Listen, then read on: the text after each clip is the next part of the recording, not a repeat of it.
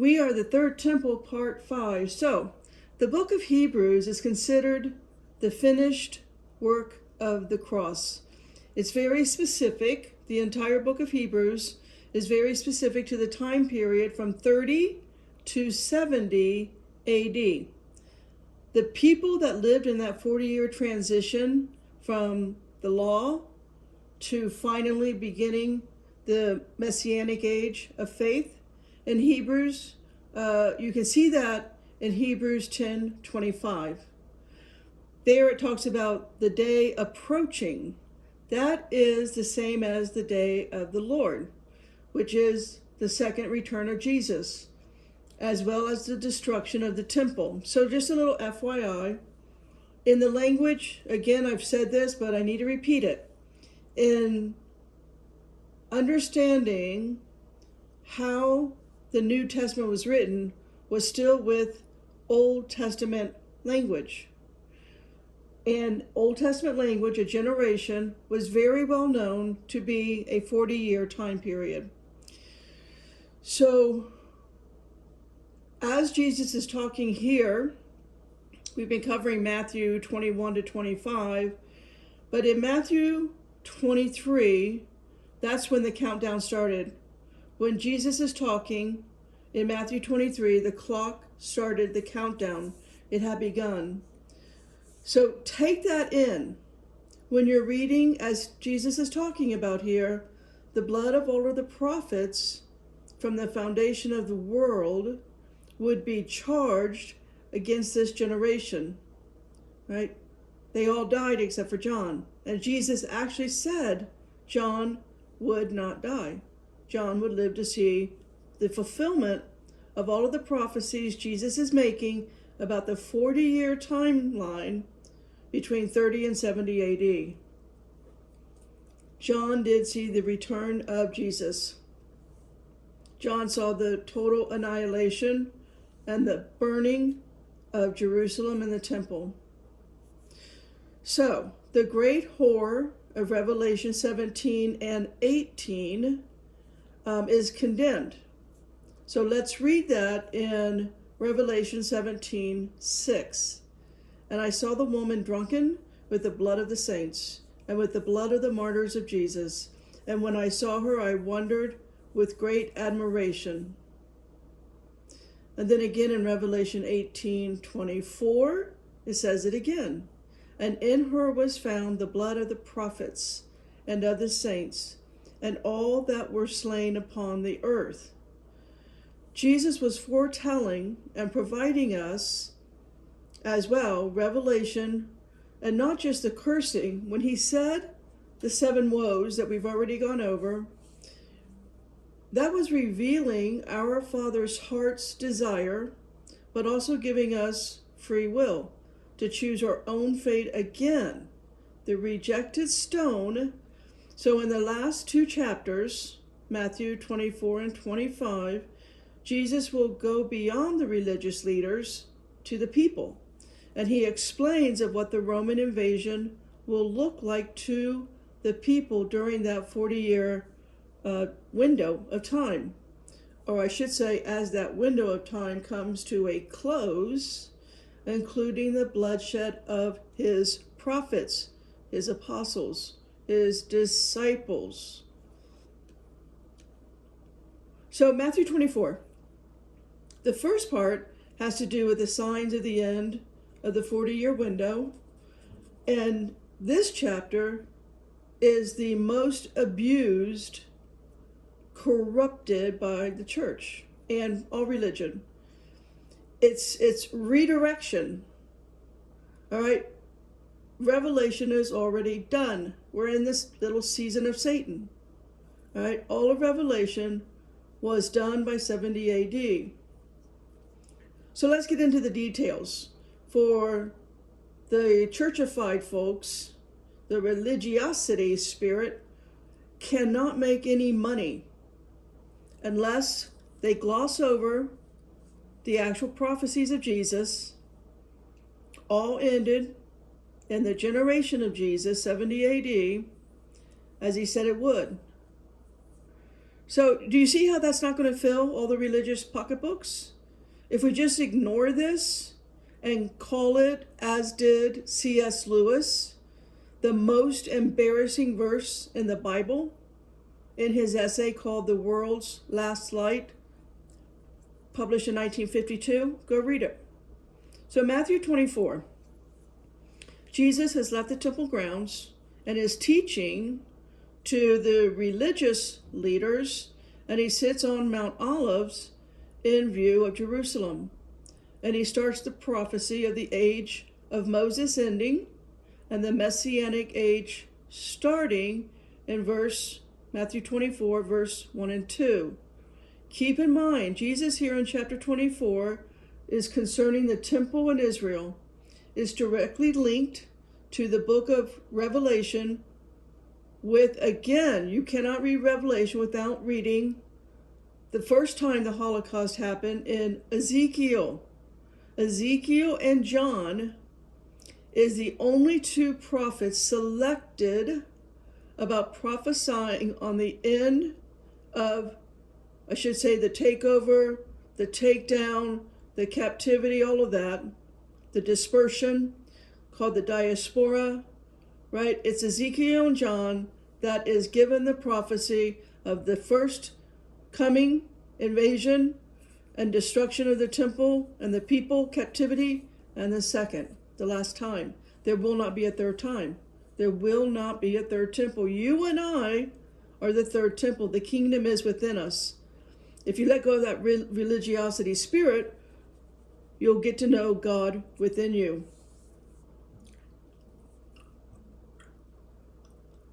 So here in Matthew 24, also you guys know this, but it's known as the Olivet Discourse. So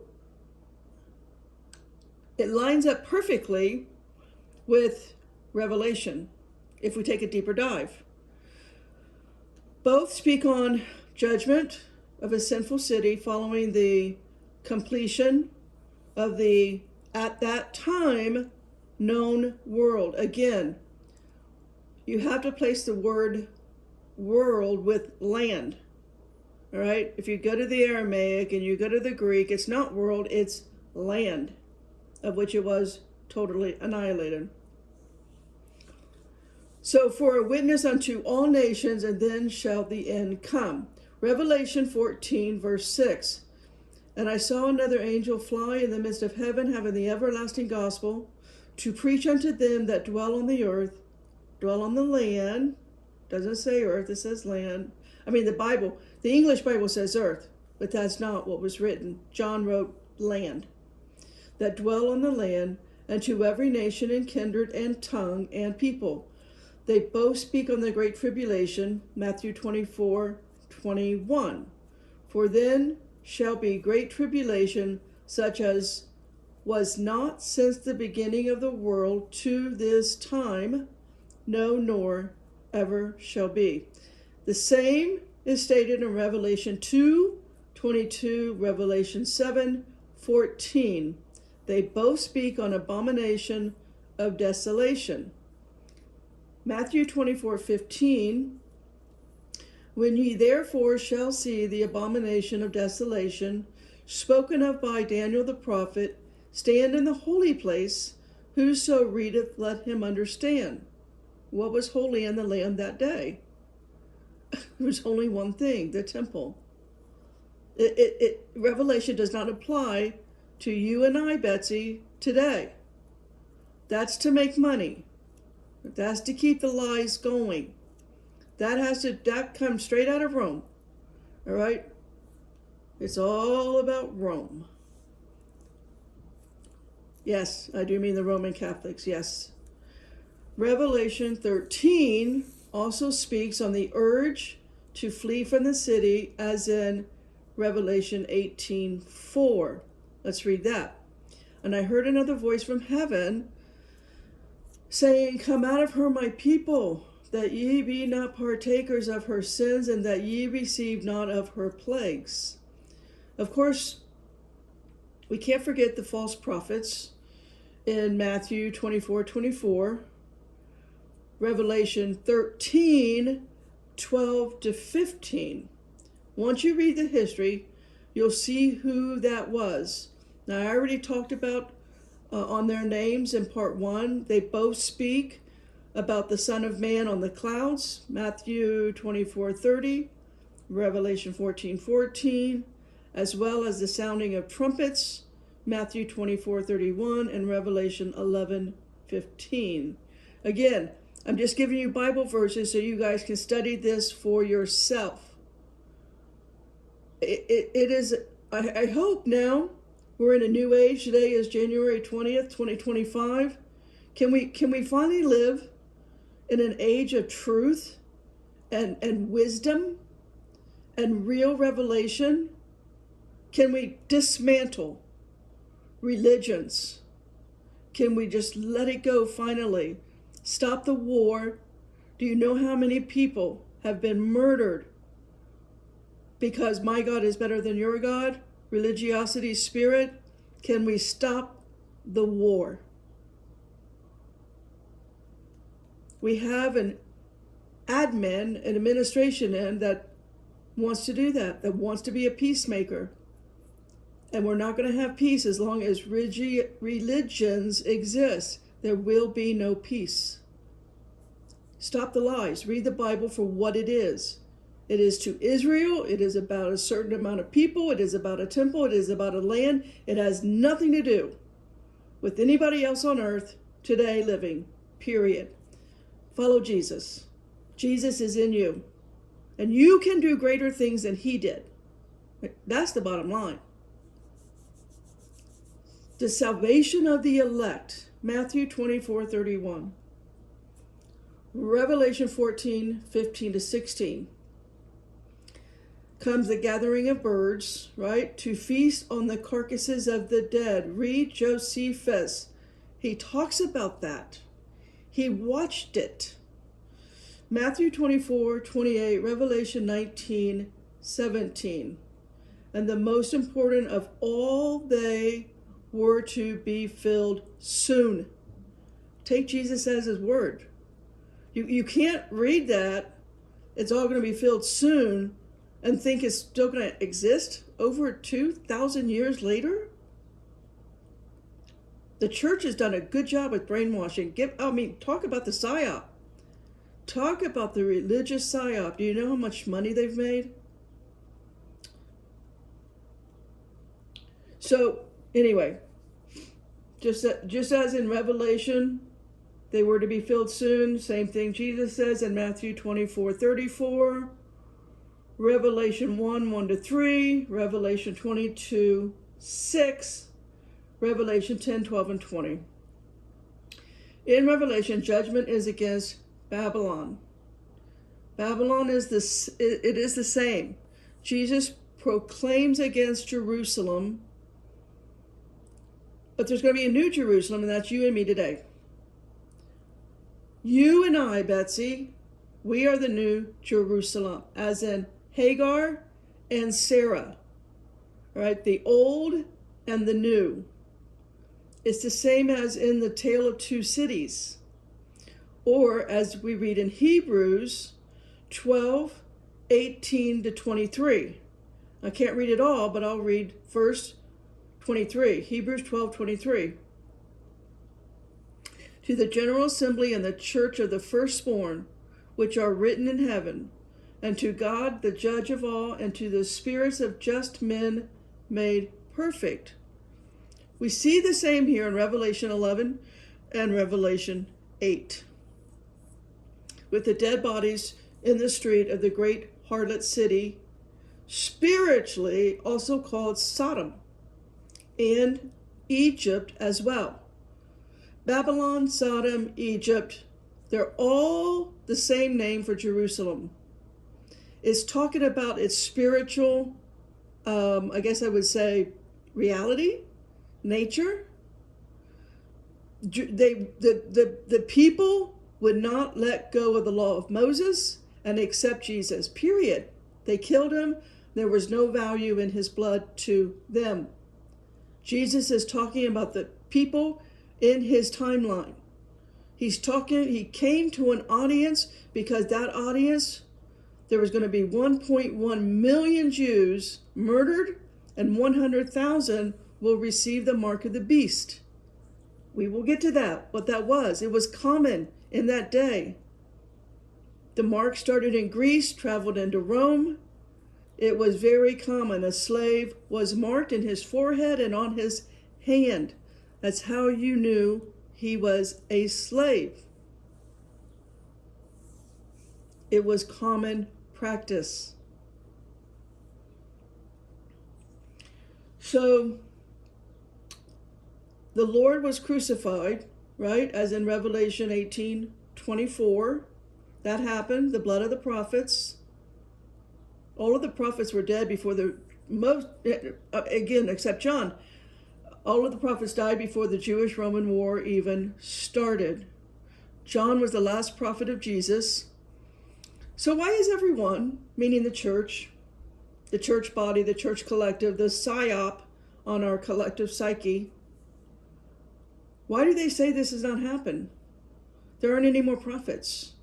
Just because you say you're a prophet, everybody can go on to social media and say, God told me. That doesn't mean anything. It has no value whatsoever. But yet, it's the church people that follow that nonsense. It's the church people that support and pay for that hypocrisy, blasphemy. It's like a knife in my heart right now. It's just so infuriating why people don't want truth. But Isaiah prophesied that. Tell me lies, please. Entertain me. Tell me lies. Right? Remember that? Isaiah 30, verse 10. So there are no more prophets. Jesus told you that all of his prophets except John would be dead. John lived to see it. John died somewhere in the 90s AD. The prophet's blood was spilled in Jerusalem. Now, except for Thomas. I think Thomas was killed in India. You'd have to go read Thomas's works on that one. But Jerusalem is Babylon. So let's not forget that. Jerusalem is Babylon and Egypt is Sodom. And once you read the eyewitness accounts of the historians, like in part 1, or no, I think it was part 2, I actually showed you my Kindle and all of the historians that I've downloaded on my Kindle, and I've read it all. Or you go to the early church founders like Origen, right? Origen was around 150 AD writing his stuff. It talks a great deal about all of the history, the real actual history. It talks all about, I've read on the life and the works of Nero. Talk about a brutal read. Just read about Nero Caesar, whatever. That's a title. Nero lasted until, Nero, before he died, had already given Vespasian, along with his son Titus, to leave where they were and begin their killing spree into Jerusalem. They destroyed all of the Holy Land. That is the great harlot. It's the great harlot because they killed Jesus. They did not accept, would not to this day accept him or the Messianic age. To this day, there are, I don't know how many billion people waiting for the Messiah. All right? He came and went twice. So another FYI, when you read in Matthew 24, the word end and age. Okay? In the Aramaic, the word is olam. It's actually, in Greek it's spelled one way, and in Aramaic it's spelled another way. Basically, olam, like O-L-A-M. Okay, that word, when you go to the lexicon, that word means era, epoch, or a period of time. In other words, it's a time. It has a start and an end completion. It doesn't just stretch on forever. It just doesn't go on endlessly. It's a timeline. So, and it has nothing to do with the present era, 2025, that you and I are in now. So do not mistranslate the end of days or end of the world. In Greek, in the New Testament, it means a fulfillment of time and a completion of an age. Okay, that means the end of the law of Moses and the start of the age of the Messiah. So on that note, an age, in a bigger picture, and an astrotheological picture on the Mazzaroth, there is another age that we're dealing with that starts the Holy Bible and makes a transition. That happens very specifically, very precise, as God's calendar is. Every 2,160 years, the sun will move into a different Mazzaroth, that is to say, a different sign or a different position on, or a constellation that we call today the zodiac. So that is known to the Jewish people as the great year when this happens. So the age of Aries, the ram, that age started in 2150 BC. That continued on to 70 AD. This is known as the age of sacrifice and law, codes, and Abraham's ram. Remember, he was taking his son, Isaac, up to put him on the rock to kill him. And instead, the ram was given to Abraham. Remember that? To sacrifice instead of his son. That ram started the age of Aries. And around 6 BC, the age of Aries ended and the age of Pisces began. So it's going to, however, the age of Aries did not complete totally. So in other words, in 6 BC, Pisces began to ascend, just like the 40-year transition of Jesus's second coming. Something was going away and something was coming into fruition.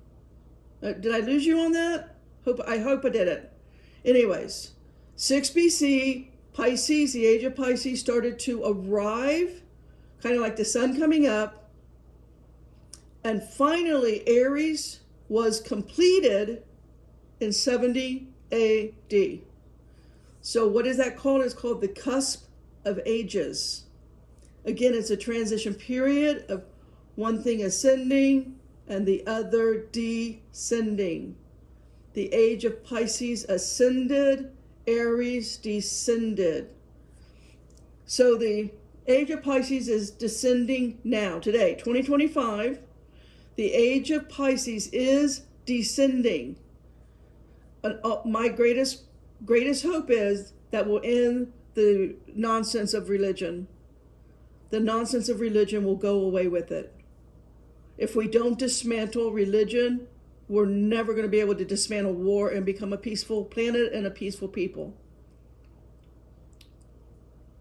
So Pisces will be complete in the age, or I should say the timeline, 2150 AD, 125 years from now. You and I will not, we obviously won't be alive, but we're here on the cusp of the ages. So change and transition will have to start happening. It just will. Matthew 24 speaks on wars and rumors of wars. So to stay in context, how volatile was Jerusalem in the last 7 years? In just an 18-month period in Rome, occupied by the most violent of ever to live, Nero.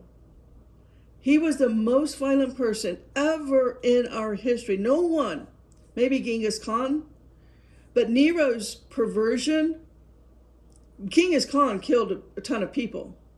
But you got to read the perversion of Nero. Yes, violence. Yes, murder. Yes, a lot of people died. The Christians died under him.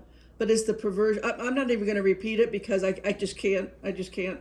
I had to read it if I wanted to know my history, but I'm not going to speak about it here. Anyway, again, in 18 months, 4 emperors would come and go. Talk about the instability, right? There was Nero, then there was Galba, then there was Otho, and then there was Vitellius. All suffered violent deaths in that 18 months. So the people, I mean, can you imagine?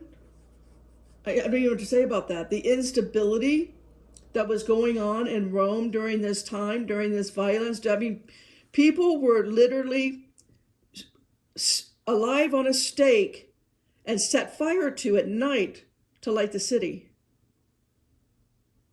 Can you imagine what that was like?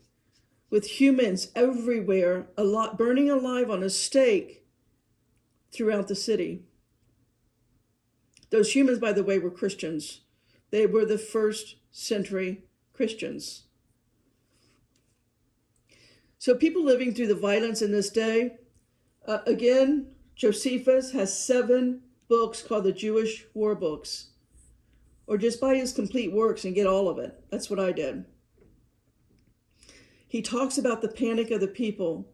He talks about the famine, the pestilence, the sheer, you couldn't look at anywhere and not see putrefied flesh, bodies burning alive, blood in the rivers. All the water was full of blood.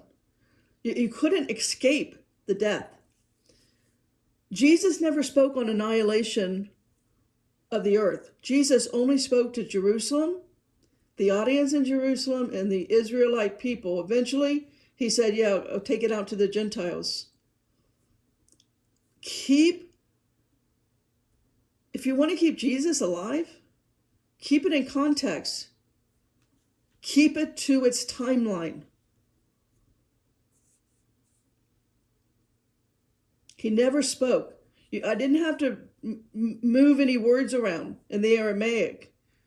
He didn't use broader term words. He was very specific to the temple. Not one stone left upon another. All right, so again, you can read, Josephus talks about the great earthquakes like they've never seen before, of which Jesus caused the birth pains, which again, in that timeline, birth pains actually means new life, new creation, and regeneration. When he said those words to his Jewish audience, that's how they would interpret birth pains, regeneration. It's a positive thing, not a negative thing. You can compare that with John 16:21. Joy that a man is born into the world. Jesus was only talking about the end of the age of law, the new age of him, the Messiah. It comes after the age of Torah, as in Hebrew 8:13. Let's read that. In that he saith, a new covenant, he hath made the first old. Now that which decayeth and waxeth old is ready to vanish away. And it did, ta-da, in 70 AD. Amen, Potter? Potter out.